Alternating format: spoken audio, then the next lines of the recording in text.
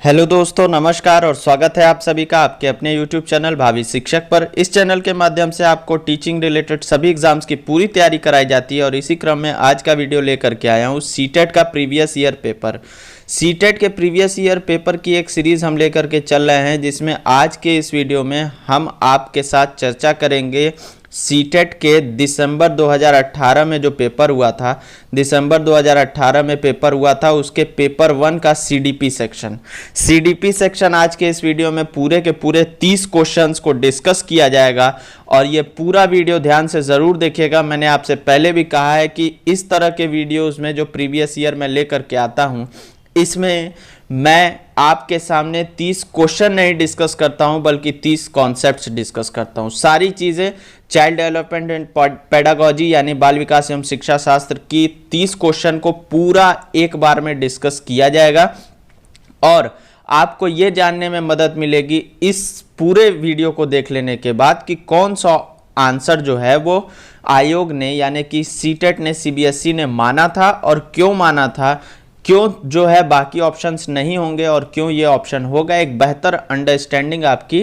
Develop होगी इस video को देखने के बाद और आपका एक कहते हैं कि रूटीन भी बन जाएगा कि आप 30 क्वेश्चन जो है एक साथ एक बार में पूरा देख पाते हैं, देख के डिस्कस कर पाते हैं, तो ये चीज़ें आपको जानने आएंगी। चलिए बात कर लेते हैं। सबसे पहला क्वेश्चन ये है आपके सामने कि आनुवांशिकता और पर्यावरण की भूमिका के बारे में निम्नलिखित में से कौन सा कथन सत्य है। पूछा जा रहा है आनुवांशिकता और पर्यावरण की भूमिका के बारे में। चलिए 4 ऑप्शंस देख लीजिए। विकास के कुछ पहलू आनुवांशिकता और कुछ अन्य पर्यावरण से अधिक प्रभावित होते हैं, तो ये सही बात है। मैंने आपको बताया था कि development is equal to heredity into environment, ये कहा था वाटसन ने, और ये मैंने आपको बताया था अपने वीडियो में। जितनी वीडियोस का मैं इस पूरी वीडियो में मैं रेफरेंस दूंगा, उन सारी वीडियोस का लिंक आपको डिस्क्रिप्शन बॉक्स में मिल जाएगा, वहां से आप जा करके उन सारी वीडियोस को अगर आपने ना देखा हो तो देख सकते हैं। तो development is equal to heredity into environment कहा गया था और मैंने ये कहा था कि दोनों बराबर नहीं होते। ऐसा नहीं है कि इसका भी 50% यूज होता है और इसका भी 50% यूज होता है। सच्चाई यह है कि कुछ क्षेत्रों में हेरिडिटी ज़्यादा यानी कि आनुवांशिकता ज़्यादा प्रभावी होती है और कुछ क्षेत्रों में वंशानुक्रम पर्यावरण ज़्यादा प्रभावित होता है। तो यहाँ पे ये चीज़ जो है यही ऑप्शन में, इस ऑप्शन में कहा जा रहा है जो सही है, ठीक है। लेकिन अभी जो है हमें चारों ऑप्शंस पढ़ने ज़रूरी हैं। सीखने और प्रदर्शन करने की एक बच्चे की क्षमता जीनों पर पूरी तरह से निर्भर करती है, यानी कि पूरी तरह से जीन पर ही निर्भर करता। तो अगर ऐसा होता तो सीखने और प्रदर्शन करने मतलब आप समझिए यूसैन बोल्ट का बच्चा जो है वो भी दुनिया का सबसे तेज धावक बनता, लेकिन नहीं बन रहा है ना अभी। तो ये जो है ये गलत है, ठीक। अच्छी देखभाल और पौष्टिक आहार बच्चे को किसी भी जन्मजात विकार को दूर कर सकती है। ऐसा नहीं है, जन्मजात विकार कुछ ऐसे होते हैं जिन्हें पौष्टिक आहार भी और दवाइयाँ भी ठीक नहीं कर पाती हैं। अगर कोई मान लीजिए जन्म से ही बहरा पैदा हो गया तो शायद नहीं ठीक हो पाता। पर्यावरण केवल बच्चे के भाषा विकास में महत्वपूर्ण भूमिका निभाता है। अब यहाँ पे केवल जो है वो भाषा विकास की बात हो रही है। मैंने एक वीडियो बनाया था सकारात्मक नकारात्मक वाला और मैंने कहा था जहाँ भी केवल शब्द आ जाए, ये नेगेटिव शब्द होता है, ये आपको गलत दिशा में ले जाएगा, इसको काट दीजिए। तो इस तरह से तीनों ऑप्शन गलत हो जाते हैं और यही ऑप्शन बिल्कुल सही है। अगर आपकी प्रैक्टिस अच्छी है तो आप पहला ऑप्शन देख के ही आगे बढ़ सकते हैं, आपको ज़रूरत नहीं है। मैंने जैसे मुझे पहला ऑप्शन देखते ही मुझे पता चल गया कि यही सही होगा। आपकी भी प्रैक्टिस अच्छी है, आपको भी पता चल गया होगा। लेकिन जिनकी प्रैक्टिस अच्छी नहीं है तो चारों ऑप्शन पढ़ना बहुत जरूरी होता है, नहीं तो कई बार जो है गलत भी हो जाता है। चलिए अगला क्वेश्चन पढ़ते हैं। निम्नलिखित में से कौन सा कथन जीन पियाजे के सिद्धांत के अनुसार कहा नहीं जा सकता। नहीं वाले क्वेश्चंस को हमेशा ध्यान से बहुत कीजिएगा। मैंने बार बार कहा है कि ये गलत हो जाते हैं अक्सर और नंबर खा जाते हैं। आपको बहुत अफसोस होगा अगर सोचिए आपके तैयारी आपकी बहुत अच्छी हो और ये क्वेश्चन आपका गलत हो जाए और आपका 29 मार्क्स आ जाए। आप सोचेंगे कि आप 30 में 30 ले आ सकते थे मेरी तरह, लेकिन आप नहीं ले आ पाए। चलिए अब बात कर लेते हैं ऑप्शंस की। ऑप्शंस ये है कि विकास गुणात्मक चरणों में होता है, तो ये जीन पियाजे ने कहा था, बिल्कुल कहा था, उन्होंने 4 चरण भी दिए थे, तो ये सही है। नहीं पूछा जा रहा है तो जो गलत होगा वो हमें खोजना है। बच्चे अपनी दुनिया के बारे में ज्ञान के निर्माण और उपयोग करते हैं, बिल्कुल सही। जीन पियाजे ने ज्ञान का सक्रिय निर्माता कहा था, बच्चों को नन्हा वैज्ञानिक कहा था, खोजकर्ता अन्वेषक कहा था, ये सारी चीजें। निरंतर अभ्यास से अधिगम होता है, ये भी बिल्कुल सही बात है। निरंतर अभ्यास से अधिगम होता है, इस बात तो सही है, लेकिन ये पियाजे ने नहीं कहा था, ये कहा था आपका थॉर्नडाइक ने। उन्होंने अभ्यास और त्रुटि का नियम दिया था ना, तो वहां से जो है ये निरंतर अभ्यास से अधिगम होता है, ये जो है ये पियाजे ने नहीं कहा था, ये गलत हो जाता है। चौथा ऑप्शन पढ़ लीजिए, बच्चे अपने पर्यावरण पर क्रिया करते हैं, तो बिल्कुल सही बात है, उन्होंने पर्यावरण पर क्रिया करते हैं, सही। ये चारों चीजें, ये जीन पियाजे के वीडियो मैंने पूरी चीजें डिस्कस की हुई थी, और मैंने तब भी कहा था और बार बार कहता हूं कि मैंने जितना कुछ भी बताया जीन पियाजे की उस एक वीडियो में, उससे बाहर से सीटेट में नहीं पूछा जाता और ना ही पूछा जा रहा है। आप देख सकते हैं, मैंने इससे पहले जो है 3 पेपर्स डिस्कस किए हैं और ये चौथा पेपर, 4 पेपर डिस्कस किए हैं। तो ये जो पेपर है ये आपको नया एक पर्सपेक्टिव देगा, ठीक है। तो यहाँ पे तीसरा ऑप्शन जो है वो सही हो जाता है, क्योंकि यही गलत है। चलिए आगे बात कर लेते हैं। अब इस क्वेश्चन को लेकर के बहुत सारे बच्चे कंफ्यूज रहते हैं। बिल्कुल, मैं जो है मोस्ट इंपॉर्टेंट पेडागोजी क्वेश्चंस की सीरीज जो चलाई थी उसमें भी इस क्वेश्चन को मैंने इंक्लूड किया था, एक्सप्लेन किया था, ठीक है। तो फिर से एक बार आप समझ लीजिए, निम्नलिखित में से कौन सा पूर्व संक्रियात्मक विचार की एक सीमा नहीं है। 2 चीजें लगा दिया, एक सीमा नहीं है, यानी कि सीमा नहीं है तो इसका मतलब क्या है कि गुण है। या तो 2 ही चीजें होती हैं किसी चीज की, या तो गुण होता है या फिर सीमा होता है। तो अगर वो सीमा नहीं है तो वो क्या है, गुण है, ठीक। ये वो पूछना चाह रहा है क्वेश्चन। चलिए बात कर लेते हैं ध्यान केंद्रित करने की प्रवृत्ति, ये पूर्व संक्रियात्मक विचार। पूर्व संक्रियात्मक विचार आपको अगर ना याद हो तो मैं बता देता हूं कि 4 जो चरण होते हैं उनमें से एक चरण है ये पूर्व संक्रियात्मक विचार, इसके बाद आता है मूर्त संक्रियात्मक और इसके बाद आता है अमूर्त संक्रियात्मक। पूर्व संक्रियात्मक अवस्था जो होती है इसकी आयु सीमा भी आप लोग कमेंट करके मुझे बताइएगा। और मैंने एक चीज आपको स्टार्टिंग में बताई नहीं, आप जो है साथ ही साथ आंसर देते चलिए, और आपका जो आंसर होगा, जो आपका आंसर मेरे आंसर से मैच करेगा, जितने आंसर आपके सही होंगे कमेंट करके बताइएगा कि कितने आपके सही बने, ठीक। चलिए बात कर लेते हैं। तो पूर्व संक्रियात्मक विचार की एक सीमा नहीं है, यानी कि गुण है। तो ऑप्शन नंबर 1 ध्यान केंद्रित करने की प्रवृत्ति, दूसरा ऑप्शन प्रतीकात्मक विचार का विकास। तो ये जो प्रतीकात्मक विचार का विकास है ये पूर्व संक्रियात्मक अवस्था में होता है। अमान्यता, तो ये सारी चीजें मैंने जो है वो उस वीडियो में डिस्कस की है जिसमें मैंने जीन पियाजे वाला कॉन्सेप्ट डिस्कस किया। फिलहाल के लिए आपको ये बता देता हूं कि पूर्व संक्रियात्मक विचार में प्रतीकात्मक विचार का विकास होता है, ये इसका एक गुण है। तो जब गुण है तो सीमा नहीं है, ठीक है। तो बाकी तीनों चीजें जो हैं ये तीनों चीजें ये आपका पूर्व संक्रियात्मक अवस्था में नहीं होती है, लेकिन प्रतीकात्मक विचार का विकास पूर्व संक्रियात्मक अवस्था में हो जाता है, ठीक। चलिए अगला बात कर लेते हैं।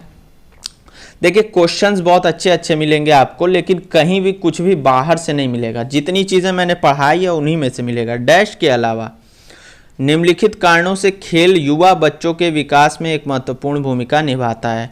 तो खेल जो है वो क्या एक ऐसा है कारण जिस उसके अलावा, यानी कि उसको छोड़ के बात कर रहा है, ठीक है। पहला ऑप्शन, वे अपने शरीर में निपुणता प्राप्त करते हैं। तो खेल से तो निपुणता तो प्राप्त करते ही हैं, तो ये सही है। सही नहीं चाहिए हमें एक गलत वाला चाहिए, ठीक। या उनकी इंद्रियों को उत्तेजित करता है, तो ये भी सही बात है, इंद्रियों को उत्तेजित करता है, सही है, कोई दिक्कत नहीं है। यह समय बिताने का एक सुखद तरीका है। तो समय बिताने के और भी सुखद तरीके हैं, वो आपने सुना होगा, बैठे बैठे क्या करें, समय बिताने के लिए करना है कुछ काम इस तरह से।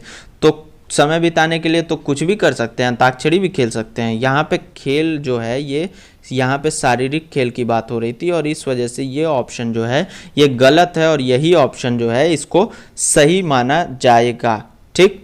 लेकिन चौथा ऑप्शन फिर भी पढ़ लेते हैं। नए कौशल हासिल करते हैं, बिल्कुल सही है, सच्चाई है। और सीखते हैं और उन्हें कब उपयोग किया जाए, सही है, कोई दिक्कत नहीं है। तो चौथे का ऑप्शन नंबर 3 जो है वो गलत था, और गलत ही पूछा जा रहा था, इस वजह से ये सही हो जाता है। चलिए आगे बात कर लेते हैं क्वेश्चन नंबर 5 के बारे में।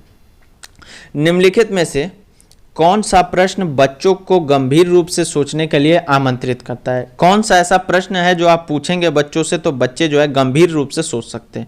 क्या आप इसका उत्तर जानते हैं? तो गंभीर रूप से तो सोचे नहीं, हाँ या ना बोल दिए। सही जवाब क्या है? ये भी कोई दिक्कत नहीं।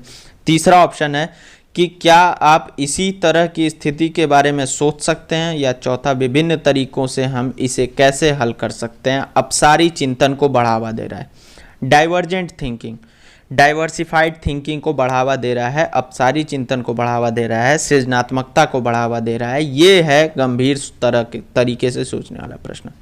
अलग अलग तरीके बताइए, मौलिक समाधानों के बारे में सोचिए, ये सारी चीज़ें वही है और इस वजह से ऑप्शन नंबर 4 सही हो जाता है। चलिए अब बात कर लेते हैं 6वें क्वेश्चन के बारे में। निम्नलिखित में से कौन सा विकल्प प्रगतिशील शिक्षा का सबसे अच्छा वर्णन करता है? प्रगतिशील शिक्षा, मैंने बार बार कहा है कि प्रगतिशील शिक्षा जो है वो और रचनावादी दृष्टिकोण, ये जो है पूरे सीटेट की जान है। इसको आपको अच्छे से समझ लेना चाहिए, समझ लेना पड़ेगा।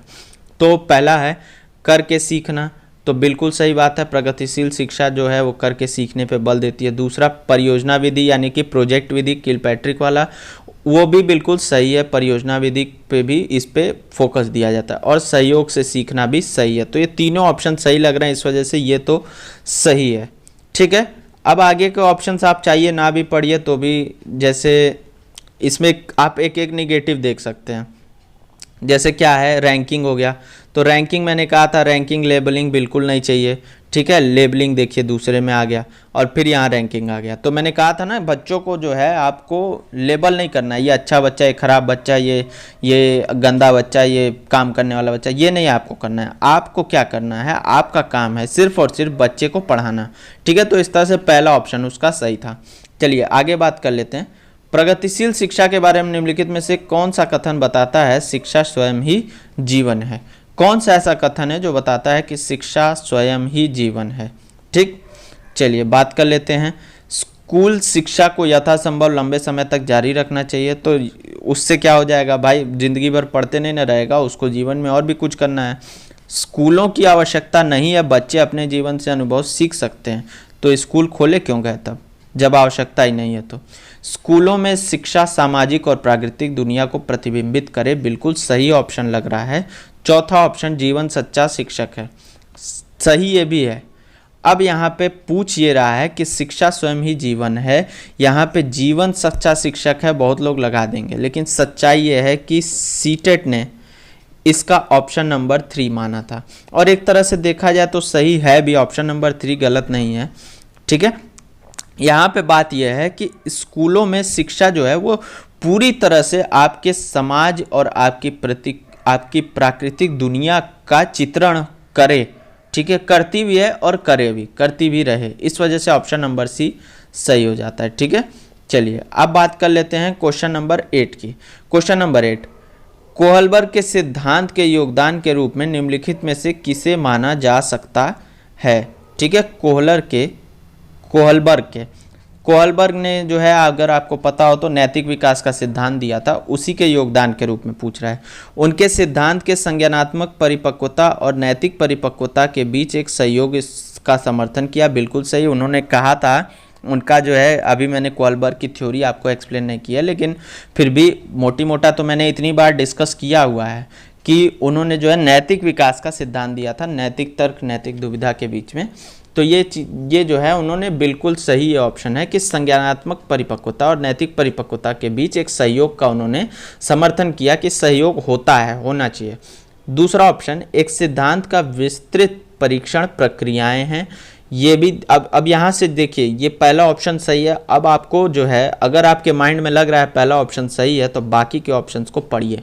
यह नैतिक तर्क और कार्यवाही के बीच एक स्पष्ट संबंध स्थापित करता है। तो बिल्कुल सही बात है, लेकिन इसका कोई योगदान नहीं, जैसे योगदान के रूप में पूछ रहा है ना आपसे।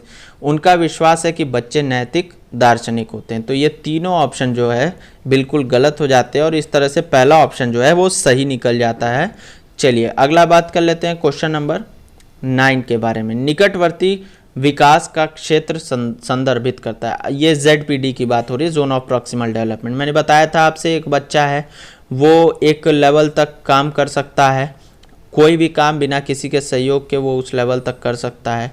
और जो है एक ऐसा लेवल है जहाँ तक वो जा तो सकता है लेकिन उसे किसी के सहयोग की आवश्यकता होती है, उसी लेवल को ZPD कहा जाता है। मैंने एग्जांपल दिया था आपको, अगर आपने पिछले वीडियोस देखे हों तो मैंने कहा था कि जैसे आप सीटेट निकाल सकते हैं, सीटेट में 90 अंक अर्जित कर सकते हैं, ये है आपका ZPD। आप 90 अंक अर्जित कर सकते हैं, लेकिन आप अभी कर नहीं पा रहे हैं। मान लीजिए आप में से कुछ कर पा रहे हो, लेकिन मैं एक एग्जांपल ले रहा हूं कि आप अभी कर नहीं पा रहे हैं, तो आपको किसी मोर नॉलेजेबल अदर MKO की ज़रूरत है। मोर नॉलेजेबल अदर, वो मोर नॉलेजेबल अदर कौन हो सकता है? कोई भी आपके सीनियर हो सकते हैं जिन्होंने सीटेट क्वालिफाई किया हो, मैं हूँ, हमारा चैनल है, ये क्या है? मोर नॉलेजेबल अदर है। ये आपको हेल्प करेगा 90 नंबर तक अचीव करने के लिए। ठीक है, आप कर सकते हैं लेकिन अभी कर नहीं पा रहे थे, तो आपको यहाँ से हेल्प मिल रही है। चलिए, तो अब बात करते हैं, ये मैंने आपको ZPD समझा दिया। अब पूछ क्या रहा है? उस चरण को जब अधिकतम विकास संभव है, उस विकासात्मक चरण को जब बच्चा सीखने की पूरी जिम्मेदारी लेता है, एक संदर्भ को जिसमें बच्चे सहयोग के सही स्तर के साथ कोई कार्य लगभग स्वयं कर सकते हैं। ये बिल्कुल सही, यही मैंने आपको एक्सप्लेन किया। उस सीखने के बिंदु को जब सहयोग वापस लिया जा सकता है। ठीक है, तो ये जो है तीसरा ऑप्शन बिल्कुल सही है। यहाँ पे मैंने आपको एक्सप्लेन भी किया अभी क्यों ऐसा होता है, क्या होता है। चलिए, अब बात करते हैं एक उभयलिंगी व्यक्तित्व। उभयलिंगी व्यक्तित्व जो है उसमें स्त्री लक्षणों वाले पुरुषों को संदर्भित करता है, तो ऐसा नहीं है, पुरुषों को संदर्भित नहीं करता है। दूसरा ऑप्शन में आमतौर पर माने गए मर्दाना और स्त्री गुणों का समायोजन होता है, ये है सही। उभयलिंगी व्यक्तित्व क्या है? जैसे समझिए कि एक पुरुष है, एक आदमी है, तो ऐसा स्त्री गुण और पुरुष गुण दोनों माने गए हैं अलग अलग हमारे समाज में। हालांकि ये सामाजिक संरचना ही है, लेकिन माने गए हैं। तो ये कहा गया है कि जैसे मान लीजिए कि महिलाएं खाना बनाती हैं, ठीक, अगर ये कहा गया समाज में कि महिलाएं खाना बनाती हैं और किसी पुरुष के अंदर ये क्वालिटी है कि वो खाना बहुत अच्छा बनाता है, ठीक, उसके अलावा पुरुषों के लिए ये कहा गया कि वो मेहनत कश काम ज़्यादा कर लेते हैं, सामान उठा लेते हैं, बोझ उठा लेते हैं, तो एक पुरुष ऐसा जो बोझ भी उठा लेता है और खाना भी बहुत अच्छा बना लेता है, ठीक है, तो उसके अंदर मर्दाना और स्त्री दोनों तरह के गुणों का समायोजन होता है। उस व्यक्तित्व को उभयलिंगी व्यक्तित्व कहा जाता है। ठीक है, चलिए ये हो गया। आगे बात कर लेते हैं क्वेश्चन नंबर 11। क्वेश्चन नंबर 11 ये है कि बच्चे डैश को छोड़कर अन्य सभी के द्वारा लिंग भूमिकाएं ग्रहण करते हैं। किस एक चीज़ को छोड़कर बच्चे जो है लिंग भूमिकाएं ग्रहण करते हैं? तो मीडिया लिंग भूमिका, सामाजिकरण, बिल्कुल सही। संस्कृति भी आपको लिंग भूमिकाएं ग्रहण कराती है कि भाई हमारे कल्चर में जो है लड़कियां इस तरह नहीं करती हैं, लड़के इस तरह नहीं करते हैं, लड़के ऐसा नहीं करते हैं, लड़कियां वैसा नहीं करती। बट ट्यूशन जो है ये एक जगह ऐसी है जहाँ पे लिंग भूमिकाएं ग्रहण करने वाली कोई बात खास समझ नहीं आती है, और इस वजह से ये ऑप्शन बिल्कुल सही हो जाता है। चलिए अब बात कर लेते हैं क्वेश्चन नंबर 12 के बारे में। मानकीकृत परीक्षणों की आलोचनाओं में से एक यह है। मानकीकृत परीक्षण क्या होते हैं मैं आपको बता देता हूँ। मानकीकृत परीक्षण उसे कहा जाता है जब कोई परीक्षण, समझिए कि ऐसा हो कि सभी के लिए समान परीक्षण कर दिए जाए। मान लीजिए क्लास में 30 बच्चे हैं, ठीक है, और उन 30 के लिए मैंने ये मानक सेट कर दिया कि 33% मार्क्स लाना अनिवार्य है। ये हो गया मानकीकृत परीक्षण। मैंने सबको एक ही डंडे से हाँक दिया। मैंने ये नहीं जाना कि उनमें से कोई बच्चा ऐसा है जिसकी लिखने की गति उतनी अच्छी नहीं है, जो ड्राइंग बहुत अच्छी बनाता है। मैंने ये नहीं जाना कि उनमें से कोई बच्चा ऐसा है जो कविताएं बहुत अच्छी लिखता है। कोई बच्चा ऐसा है जिसको शारीरिक खेलों में रुचि है, जो उसमें बहुत अच्छा परफॉर्म कर पाता है। मैंने जो है सबको एक ही डंडे से हाँक दिया। ये है मानकीकृत परीक्षण। तो इसकी आलोचना तो होती ही है। इसके आलोचना में से एक ये पॉइंट है, क्या पॉइंट है, कि वे मुख्य रूप से मुख्य धारा की संस्कृति का प्रतिनिधित्व करते हैं और इसलिए पक्षपाती हैं। ये सही बात है। जैसे क्या है कि क्लास में 30 बच्चे हैं और 30 में से जो है आप समझिए 27 बच्चे ऐसे हैं जो एक तरह की संस्कृति से आते हैं, एक तरह के बैकग्राउंड से आते हैं, और 3 बच्चे ऐसे हैं जो अलग अलग संस्कृति, अलग अलग बैकग्राउंड से आते हैं। तो अगर आप कोई मानकीकृत परीक्षण बनाते हैं तो किनको ध्यान में रख के बनाएंगे? आप इन्हीं 27 को ध्यान में रख करके बनाएंगे। आप इन तीनों के बारे में सोचेंगे ही नहीं और इस वजह से ये पक्षपाती हो जाएगा इन तीनों के लिए। ये तीनों हो सकता है किसी और काम में निपुण हो, लेकिन आपने इन 27 को देखते हुए ऐसा परीक्षण बनाया है कि जिससे कि मैक्सिमम बच्चों का भला हो सके, और इन तीनों को आपने छोड़ दिया। ये पक्षपाती होते हैं, ठीक है। बाकी भाषा समझनी मुश्किल है, ऐसी कोई बात नहीं है। परीक्षण बड़ी आबादी पर लागू नहीं किए जा सकते, जनरली ऐसा नहीं है, बड़ी आबादी पर ही लागू किया जाता है मानकीकृत परीक्षण। वे बच्चे की क्षमता की स्पष्ट तस्वीर नहीं देते। ये सच्चाई तो यही है कि स्पष्ट तस्वीर नहीं देते, लेकिन फिर भी जो है सबसे अप्रोप्रिएट आंसर आपको ऑप्शन नंबर ए लग रहा है, ऑप्शन नंबर 1 लग रहा है, और बिल्कुल सही है। सीटेट ने भी यही माना था। एक अधिक बुद्धिमानी का सिद्धांत कहता है, या एक अधिक का मतलब एक से अधिक बुद्धिमानी का सिद्धांत, जिसको हम लोग जनरल तौर पे बहुबुद्धि का सिद्धांत भी कहते हैं। ये मानता है कि बुद्धि तेजी से बढ़ाई जा सकती है। तो बुद्धि ऐसा नहीं है, बुद्धि कई प्रकार की हो सकती है, ये सही बात है। इन्होंने जो है हार्वर्ड गार्डनर का बहुबुद्धि सिद्धांत, उन्होंने कहा था कि बुद्धि कई प्रकार की हो सकती है। 8 तरह की बुद्धि का उन्होंने जिक्र किया था। हालांकि जो है 11-12 तक भी इसे माना जाता है, लेकिन एनसीईआरटी के अकॉर्डिंग 8 तरह की बहुबुद्धि सिद्धांत का मतलब 8 तरह की बुद्धि का हार्वर्ड गार्डनर ने जिक्र किया था, ठीक है। उसी 8 में से कभी कभी कुछ कुछ पूछ देता है, कुछ कुछ चीज़ें, ठीक है। चलिए बात कर लेते हैं अगला क्वेश्चन। शिक्षक सीखने के लिए मूल्यांकन और सीखने के मूल्यांकन दोनों का उपयोग कर सकते हैं। कब? बच्चों की प्रगति और उपलब्धि स्तर को जानने में। तो ये सही बात है। देखिए, सीखने के लिए मूल्यांकन क्या होता है और सीखने के मूल्यांकन क्या होता है, दोनों में मैं आपको बता देता हूँ। बच्चे बहुत ज़्यादा कंफ्यूज होते हैं। सीखने के लिए मूल्यांकन जो है ये सीखने की प्रक्रिया से पहले किया जाता है, और सीखने का मूल्यांकन जो है वो सीखने की प्रक्रिया से बाद में किया जाता है। इसको आप कह सकते हैं पूर्व ज्ञान का अध्ययन करने के लिए किया जाता है। टीचर ये जानना चाहता है कि बच्चे को कितना पता है और मैं अपनी टीचिंग किस लेवल से शुरू करूं। और जो सीखने का मूल्यांकन होता है वो ये टीचर जानना चाहता है कि जो मैंने पढ़ाया उसमें बच्चे ने कितना सीखा, ठीक है। अब इसमें पूछा जा रहा है दोनों का उपयोग कर सकते हैं। कब? बच्चे की प्रगति और उपलब्धि स्तर को जानने में। बिल्कुल सही बात है। उपलब्धि स्तर से सीखने के लिए मूल्यांकन से आपने जब पूर्व ज्ञान का अध्ययन किया तो उपलब्धि स्तर पता चल गया, और प्रगति जो है आपने सीखने का मूल्यांकन किया तो प्रगति स्तर पता चल गया, ठीक। चलिए कोई बात नहीं, अगला बात कर लेते हैं। अगला ऑप्शन, बच्चों के सीखने की ज़रूरतों को जानने तथा तद अनुसार शिक्षण नीति का चयन करने में। ये जो है सिर्फ और सिर्फ सीखने के लिए मूल्यांकन की बात है। ये यहाँ पे सीखने का मूल्यांकन नहीं हो रहा है। तीसरा, आवधिक अंतरालों पर बच्चों के प्रदर्शन का आकलन करने और उसके प्रदर्शन को प्रमाणित करने। यहाँ पे सिर्फ और सिर्फ सीखने का मूल्यांकन हो रहा है, सीखने के लिए मूल्यांकन नहीं हो रहा है, ठीक है। चौथा, बच्चों की प्रगति की निगरानी करने और उनके सीखने के अंतराल को भरने के लिए उचित लक्ष्य निर्धारित करने में। देखिए, बच्चों की प्रगति की निगरानी तो कर रहे हैं, और जो है ये पूरी तरह से सीखने का मूल्यांकन हो रहा है, ठीक। तो ये भी ऑप्शन गलत हो जा रहा है। इस तरह से ऑप्शन नंबर ए जो है बच्चों की प्रगति और उपलब्धि स्तर दोनों चीज़ को जानने के लिए जो है यहाँ पे सीखने दोनों तरह का मूल्यांकन किया जाता है। चलिए अब बात कर लेते हैं, निम्नलिखित में से कौन सा सतत और व्यापक मूल्यांकन से संबंधित नहीं है। पूछा जा रहा है सतत और व्यापक मूल्यांकन से संबंधित नहीं है, कौन सा है? तो पहला ऑप्शन, इसे भारत के शिक्षा के अधिकार अधिनियम द्वारा अनिवार्य किया गया है। या दूसरा ऑप्शन, शिक्षण अधिगम प्रक्रिया का एक अभिन्न अंग है। सतत और व्यापक मूल्यांकन आप लोगों को पता हो रही है, उसमें रचनात्मक मूल्यांकन और योगात्मक मूल्यांकन दो तरह के मूल्यांकन होते हैं। पहला रचनात्मक मूल्यांकन, दूसरा योगात्मक मूल्यांकन। तीसरा ऑप्शन, यह विभिन्न शिक्षा क्षेत्रों में बच्चों की उपलब्धि पर केंद्रित है। और चौथा ऑप्शन, यह बच्चों को धीमे, खराब या बुद्धिमान के रूप में चिन्हित करने में। जहाँ भी लेबल शब्द आ गया, जहाँ भी चिन्हित शब्द आ गया, वो शब्द अपने आप में नकारात्मक होता है, और जो नकारात्मक है वही पूछा गया यहाँ पे नहीं करके। इस वजह से ये ऑप्शन बिल्कुल सही होता है, ठीक।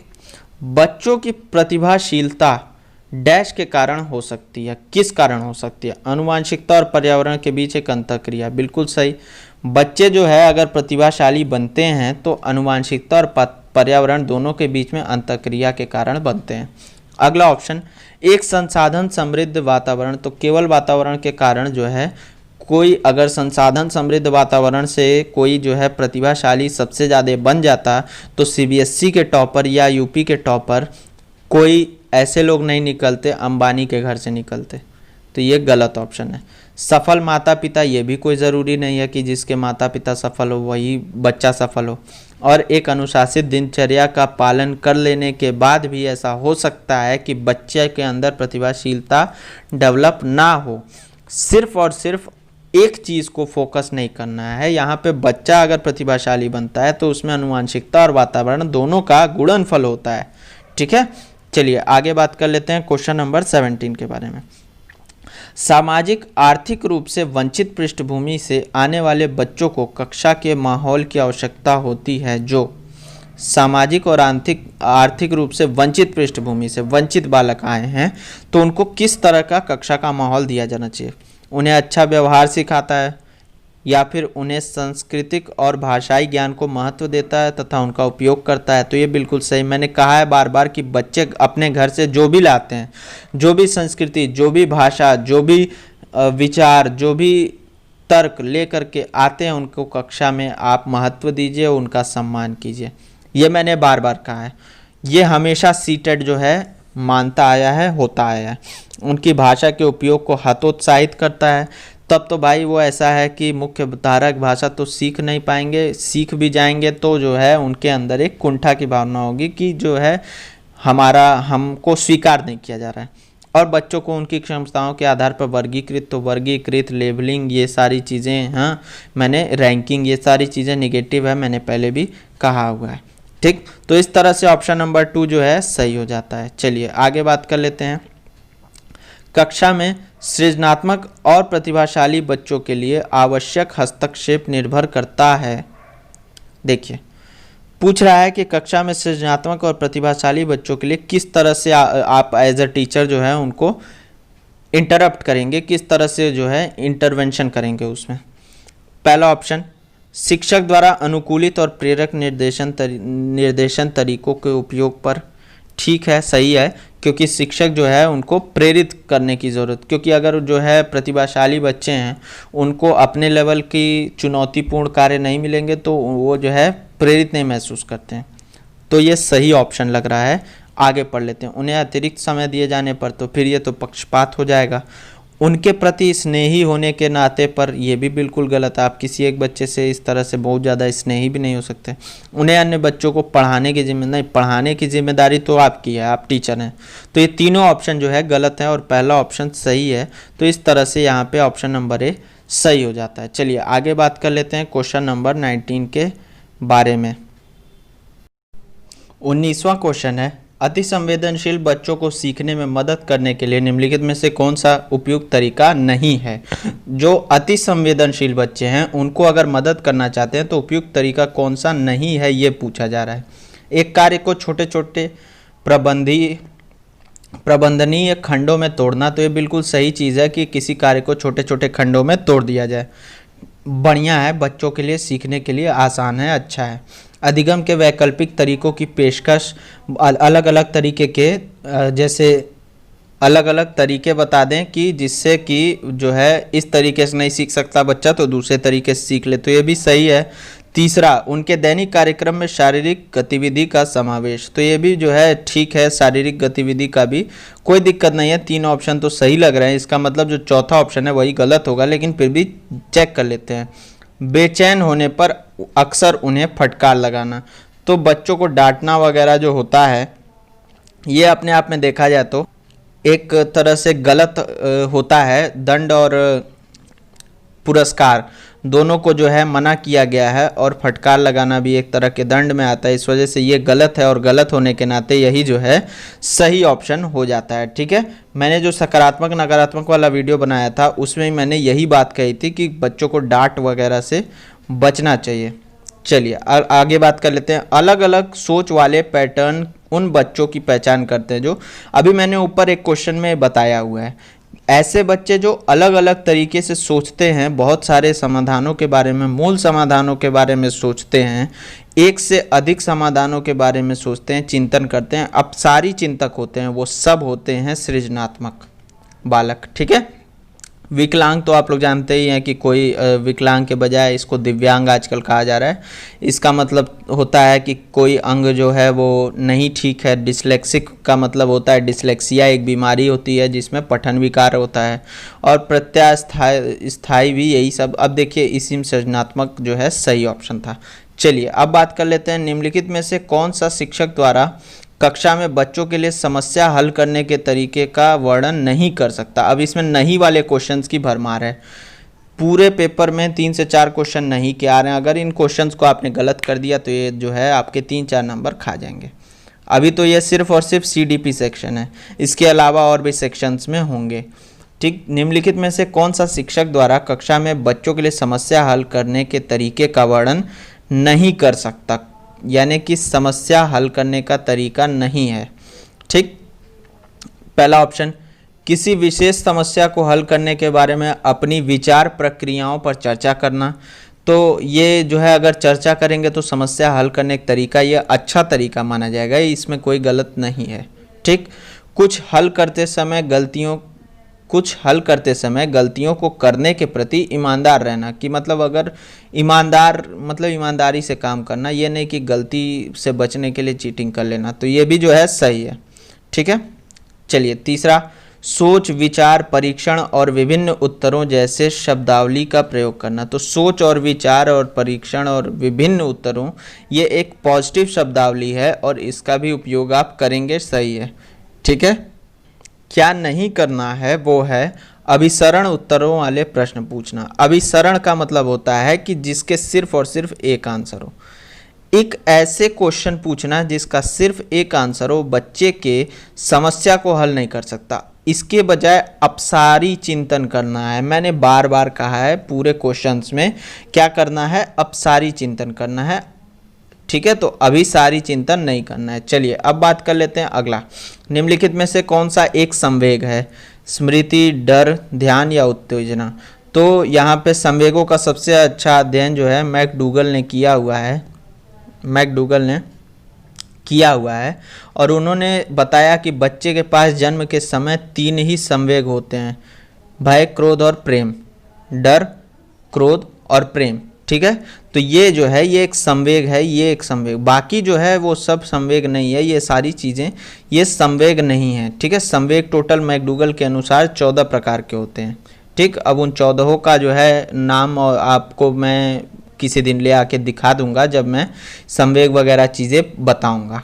चलिए बात कर लेते हैं। एक 3 साल का बच्चा बताता है, अब ये ध्यान से पढ़िएगा, ये बहुत मज़ेदार क्वेश्चन है। एक 3 साल का बच्चा बताता है कि दूध बूथ पर एक मशीन द्वारा दूध उत्पादन होता है। जैसे आपने बड़े शहरों में देखा होगा एक मशीन, जैसे ATM मशीन होता है वैसे ही दूध बूथ की मशीन होती है। दूध बूथ होता है, वहाँ पे मशीन लगी होती है, उसमें आप अमाउंट डालते हैं, जो भी आपको जितना लेना रहता है उस हिसाब से दूध जो है उसमें से निकल आता है।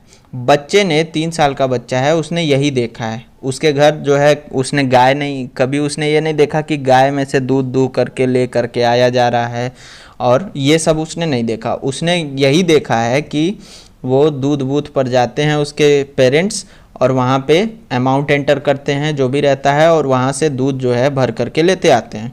तो उसे ये लगता है कि दूध जो है दूध बूथ पर ही मशीन के द्वारा दूध का उत्पादन होता है।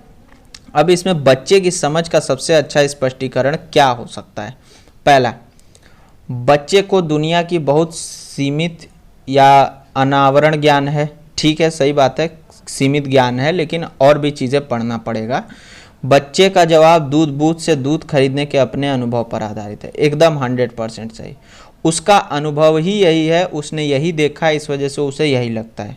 बच्चे ने गायों को कभी नहीं देखा है, ऐसा हो नहीं सकता। उसने गायों को ज़रूर देखा होगा, देखा है और जानता होगा गायों को, लेकिन वो ये नहीं जानता कि दूध यहीं से आता है। ठीक। और चौथा, बच्चे का परिवार बच्चे के को प्रेरक वातावरण नहीं प्रदान करता। अब ये एक छोटी सी बात है, इसको समझने की ज़रूरत है आपको कि उसने ऐसा बोला क्यों। उसने ऐसा बोला इस वजह से क्योंकि उसने ये अनुभव देखा था। उसने अपने आँख से देखा है कि मेरे पेरेंट्स जाते हैं और दूध यहाँ से लेकर के ऐसे जाके दूध बूथ से दूध खरीद के लेते आते हैं, तो इसलिए उसे लगा कि यही मिलता होगा, यही तरीका होगा, ये बात होती है। ठीक है, चलिए आगे बात कर लेते हैं। निम्नलिखित में से कौन सा शिक्षक की भूमिका का सबसे अच्छा वर्णन करता है? शिक्षक की भूमिका का सबसे अच्छा वर्णन कौन करता है? 4 ऑप्शन हैं। कक्षा में शिक्षक की सबसे महत्वपूर्ण भूमिका अनुशासन को बनाए रखना है, तो शिक्षक की महत्वपूर्ण भूमिका अनुशासन बनाए रखना नहीं है, उसे अपना पढ़ाना चाहिए, पढ़ाने पे फोकस करना चाहिए, अनुशासन अपने आप बन जाएगा। एक शिक्षक को निर्धारित पाठ्यपुस्तक का पालन करना चाहिए, तो पाठ्यपुस्तक का पालन करना ज़रूरी नहीं है, जैसे पाठ्यपुस्तक का पालन करने के साथ उसे और भी बहुत सारी चीज़ें करनी चाहिए। ये दोनों गलत जा रहे हैं। तीसरा देखते हैं। तीसरा है पाठ्यक्रम को समय पर पूरा करने के साथ साथ दोहराने के लिए पर्याप्त समय देना महत्वपूर्ण है। तो यहाँ पाठ्यक्रम पूरा करने के लिए शिक्षक नहीं पढ़ाता है, शिक्षक जो है वो उनको ज्ञान देने के लिए पढ़ाता है। आराम के लिए जगह बनाना जहाँ बच्चे संवाद और पूछताछ के माध्यम से सीख सकते हैं। अब ये क्वेश्चन जो है जब मैंने पहली बार पढ़ा तो यहाँ पे ये जो पहली लाइन है आराम के लिए जगह बनाना, ये थोड़ी सी भ्रमित करने वाली। ये आराम के लिए जगह बनाना क्या है? तो मैं गया आपका इंग्लिश सेक्शन पे और इंग्लिश सेक्शन पे लिखा हुआ है creating a relaxed space. Relaxed space का मतलब, अब इसका जो है हिंदी अनुवाद करते समय सीधे सीधे ऐसे कर दिया गया है, बल्कि सच्चाई ये है रिलैक्स्ड स्पेस का मतलब वो होता है एक ऐसा माहौल बनाना, एक ऐसा वातावरण बनाना जहाँ पर बच्चे संवाद और पूछताछ के माध्यम से अपनी बातों को रख सकते हैं। इसका मतलब बच्चों को एक तरह से रिलैक्स्ड बनाना, कहने का मतलब यहाँ पे ये है, यहाँ पे आराम के लिए जगह बनाना नहीं है। ठीक, इसके आगे जब आप पढ़ेंगे जहाँ बच्चे संवाद और पूछताछ के माध्यम से सीखते हैं तो आपको ये ऑप्शन बिल्कुल बिल्कुल सही समझ में आ जाएगा। ठीक है, चलिए आगे बात कर लेते हैं। 25वां, निम्नलिखित में से कौन सी कक्षा समृद्ध शिक्षा को प्रोत्साहित करती है? अब पूछा जा रहा है कौन सी ऐसी कक्षा है जो समृद्ध शिक्षा को प्रोत्साहित करती है। देखिए, वह कक्षा जिसमें प्रदर्शित विभिन्न प्रकार की सामग्री बच्चों की पहुंच से परे हो, यहीं रुक जाना है। पहुंच से परे बच्चों के लिए कोई भी सामग्री एक अच्छी कक्षा का निर्माण नहीं कर सकती। दूसरी चीज़, वह कक्षा जिसमें खुली गतिविधि कोने हों और विभिन्न प्रकार के बाल्य साहित्य खुली ताक मतलब शेल्फ में रखी हों जो दिन के किसी भी समय प्राप्त की जा सकते हैं। बिल्कुल सही बात है। कोई भी सामग्री जो आप बच्चों के लिए ले आते हैं वो ऐसे अवेलेबल होनी चाहिए कि बच्चे जो है उसे जब चाहें, जिस समय चाहें, जैसे भी चाहें पढ़ सकें, छू सकें, देख सकें, जो करना चाहें कर सकें। ठीक, चलिए तीसरा ऑप्शन पे लेकिन फिर भी पढ़ना पड़ेगा। अलमारी में अच्छी तरह संगठित सामग्री वाली कक्षा जहां सामग्री को सप्ताह में एक बार क्यों भाई ये बताइए कि केवल सैटरडे को ही बच्चे को आप जो है सीखने के लिए प्रेरित कर सकते हैं? आपको उसको डेली सीखने के लिए प्रेरित करना है। तो ये हो गया आपका सेकंड सही था, थर्ड गलत हो गया। चौथा पढ़ लेते हैं। पाठ्यपुस्तक सामग्री द्वारा संचालित, संरचित और योजनाबद्ध अधिगम वाली कक्षा। तो केवल पाठ्यपुस्तक जो है, पाठ्यपुस्तक केंद्रित, मैंने पहले भी कहा है सकारात्मक नकारात्मक वाले वीडियो में भी कि पाठ्यपुस्तक केंद्रित कक्षा नहीं होनी चाहिए, ये एक गलत ऑप्शन। तो इस वजह से 3 ऑप्शन गलत और सेकंड ऑप्शन सही हो जाता है। तो ये जो है आपको समझना पड़ेगा। चलिए आगे बात कर लेते हैं क्वेश्चन नंबर 26 के बारे में। निम्नलिखित में से कौन सी कक्षा में पाठ्यपुस्तकों की भूमिका का सबसे अच्छा वर्णन करता है? कक्षा में पाठ्यपुस्तकों की भूमिका, पहला ऑप्शन, वे कक्षा में उपलब्ध संसाधन और संदर्भ सामग्री में से एक हैं। बिल्कुल सही बात है। ये सर्वे सर्वा नहीं है। मैंने हमेशा कहा है कि पाठ्यपुस्तक कभी भी आपका सर्वे सर्वा नहीं है। आपके लिए वो सिर्फ और सिर्फ एक संसाधन है जो आपकी मदद करते हैं। विभिन्न संसाधनों में से एक है। शिक्षक भी विभिन्न संसाधनों में से एक है, पाठ्यपुस्तक भी विभिन्न संसाधनों में से एक है। ठीक, तो ये सही है, इसमें गलत नहीं है, ये बिल्कुल सही है। चलिए आगे बढ़ लेते हैं, फिर भी पढ़ना तो पड़ेगा बाकी ऑप्शन। वे एक राज्य या राष्ट्र में अधिगम में एक रूपता बनाए रखते हैं। तो ऐसा देखिए, अधिगम में एक रूपता की बहुत ज़्यादा ज़रूरत नहीं है।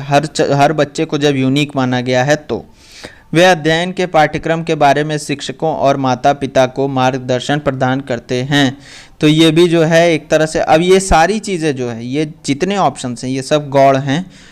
प्राइमरी चीज़ क्या है, सबसे ज़रूरी चीज़ क्या है कि ये समझना कि पाठ्यपुस्तक सर्वे सर्वा नहीं है। वे संसाधन रहित संदर्भ में सबसे आवश्यक अधिगम संसाधन बनते हैं, ये भी गलत है। संसाधन रहित संदर्भ में भी जो है वो समुदाय जो है और शिक्षक, यही सबसे अच्छे साधन बन के निकलते हैं। ठीक, पाठ्यपुस्तक कभी भी सर्वे सर्वा नहीं होते हैं। तो हो गया आपका ऑप्शन नंबर फर्स्ट सही। अब बात कर लेते हैं अगला क्वेश्चन। राष्ट्रीय पाठचर्या फ्रेमवर्क 2005 ने अपनी समझ डैश से प्राप्त की है। अब ये मैंने इतनी बार डिस्कस किया हुआ है कि आप में से जो भी लोग पिछले वीडियोस को देखे हो तुरंत बता देंगे कि मैंने बार बार कहा है कि एनसीएफ जो है वो पूरी तरह से, और सीटेट भी पूरी तरह से रचनावाद यानी कि संरचनावाद यानी कि कंस्ट्रक्टिविज्म पे पूरी तरह से डिपेंडेंट है। ना मानवतावाद, ना व्यवहारवाद, ना संज्ञानात्मक सिद्धांत। पूरी तरह से संरचनावाद पर, ज्ञान के सक्रिय निर्माण पर हमेशा बल दिया गया है सीटेट में, इसी वजह से, क्योंकि सीटेट पूरा एनसीएफ के इर्द गिर्द घूमता है। अगर आपको सीटेट को समझना है तो आपको एनसीएफ को समझना पड़ेगा। कक्षा में बच्चों को प्रेरित समझा जा सकता है यदि, कैसे समझा जा सकता है? वे अच्छी तरह से वर्दी पहने स्कूल में आते हैं तो प्रेरित हो गए? नहीं। वे कक्षा में अनुशासन बनाए रखते हैं, तो अनुशासन मैंने कहा कि जब बच्चे पढ़ेंगे तो अनुशासन अपने आप बन जाएगा। आपको बच्चों को इंगेज रखना है। अगर बच्चे आपके अनुशासित नहीं है, इसका मतलब आपने जो है बच्चों को सही तरीके से अधिगम के लिए प्रेरित नहीं किया, आप उसको इंगेज नहीं कर पाए उस तरीके से। वे सभी उपस्थिति में नियमित हैं, तो रोज आने का मतलब ये थोड़ी है कि प्रेरित हैं। हो सकता है आपके डर से आते हों। सच्चाई ये है कि जब वे शिक्षक से स्पष्टीकरण प्राप्त करते हैं और प्रश्न पूछते हैं तो वो आंतरिक रूप से प्रेरित होते हैं। बाकी ये सारी चीज़ें बाह्य रूप से प्रेरणा होती है, और बाह्य प्रेरणा जो है वो बहुत अच्छी नहीं होती है, मैंने पहले भी कहा है। चलिए सेकंड लास्ट क्वेश्चन पे हम लोग आ गए। निम्नलिखित में से कौन सा बच्चों में अधिगम के सुधार करने के लिए सबसे अधिक उपयुक्त है? अधिगम में सुधार करना चाहते हैं, सबसे अधिक उपयुक्त क्या है? पहला, नियमित मूल्यांकन परीक्षा आयोजित की जानी चाहिए। दूसरा, शिक्षक को विभिन्न उदाहरणों और चित्रों का उपयोग करके विषय की व्याख्या करनी चाहिए। ठीक है, तो सही बात है, मतलब सही बात लग भी रही है। तीसरा, कक्षा में सभी प्रकार की शिक्षण सामग्री होनी चाहिए। ठीक ठाक है।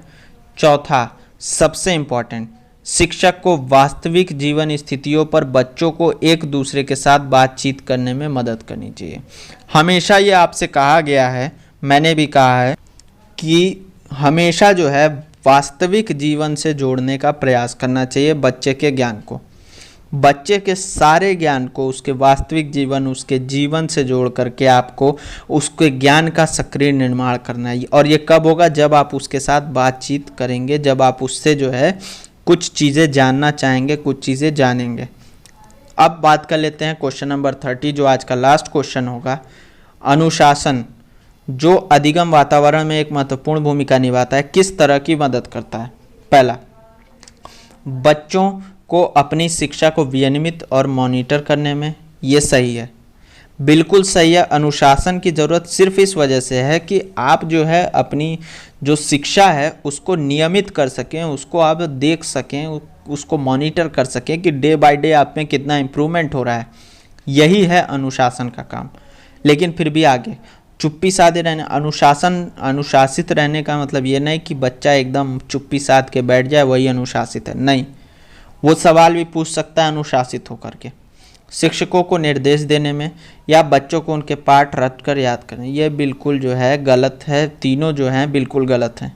ठीक, इस वजह से ऑप्शन नंबर ए सही है और आपको समझ में आ रहा होगा चीज़ें जो है मैंने डिस्कस जो की। इसी के साथ दोस्तों आज का वीडियो समाप्त हो गया। वीडियो अच्छा लगा हो तो लाइक कर दीजिए, शेयर कर दीजिए, चैनल को सब्सक्राइब कर दीजिए। सीटेट की पूरी तैयारी हमारे चैनल के माध्यम से फ्री ऑफ कॉस्ट कराई जा रही है। धन्यवाद। जय हिंद।